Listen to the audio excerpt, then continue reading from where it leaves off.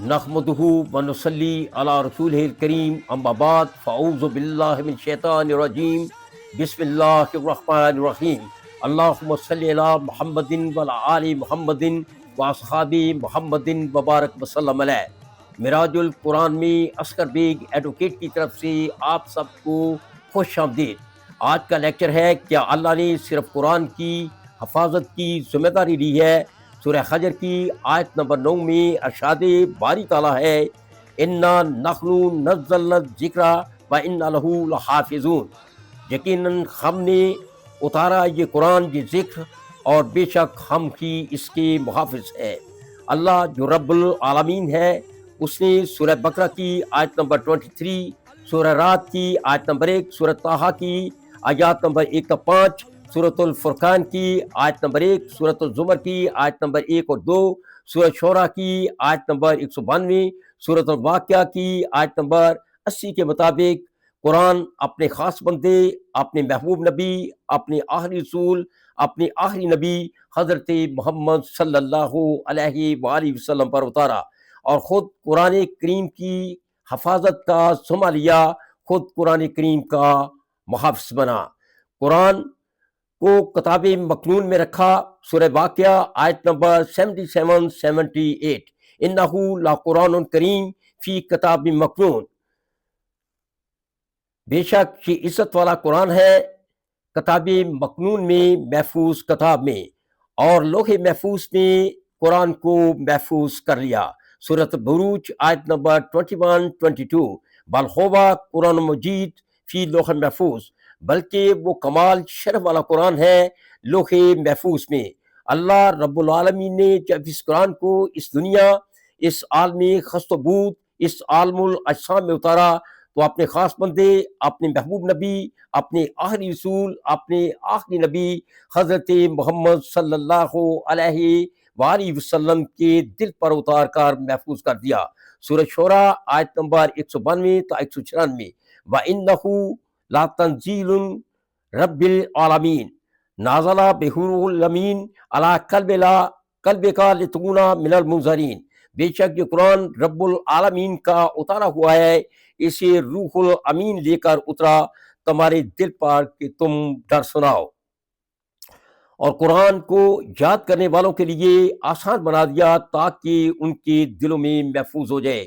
سورۃ القمر آیت نمبر 17، وَلَقَدْ يَسَّرْنَا الْقُرْآنَ لِلذِّكْرِ فَهَلْ مِن مُدَّكِرٍ، اور بے شک ہم نے قرآن یاد کرنے والوں کے لیے آسان کر دیا تو ہے کوئی یاد کرنے والا۔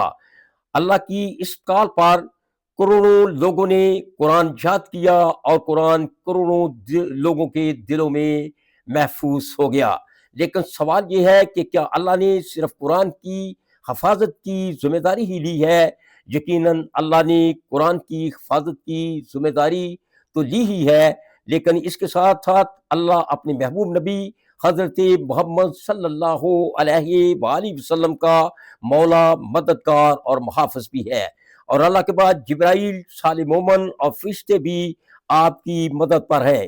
سورہ تحریم آیت نمبر 4، فَإِنَّ اللَّهَ هُوَ مَوْلَاهُ وَجِبْرِيلُ وَصَالِحُ الْمُؤْمِنِينَ وَالْمَلَائِكَةُ بَعْدَ ذَلِكَ ظَهِيرٌ، تو بے شک اللہ ان کا مولا ہے اور جبریل، صالح مومن اور فرشتے بعد اس کے مدد پر ہیں۔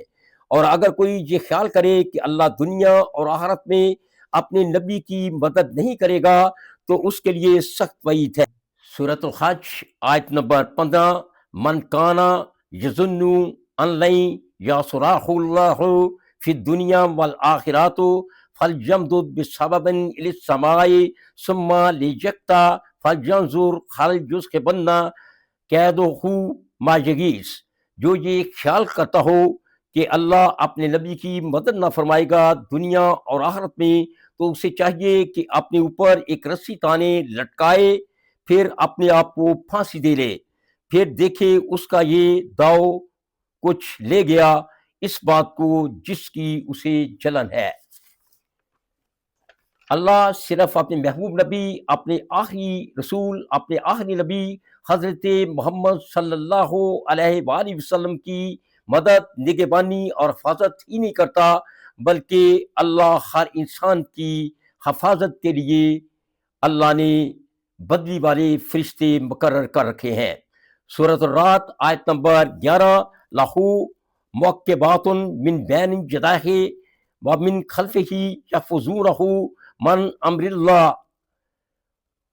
آدمی کے لیے، انسان کے لیے بدلی والے فرشتے ہیں، اس کے آگے پیچھے بحکم اللہ اس کی حفاظت کرتے ہیں۔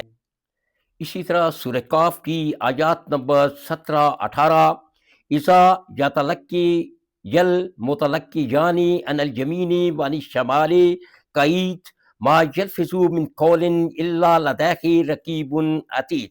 اور جب اس سے لیتے ہیں دو لینے والے، ایک دائیں بیٹھا اور ایک بائیں، کوئی بات وہ زبان سے نہیں نکالتا کہ اس کے پاس ایک محافظ تیار نہ بیٹھا ہو۔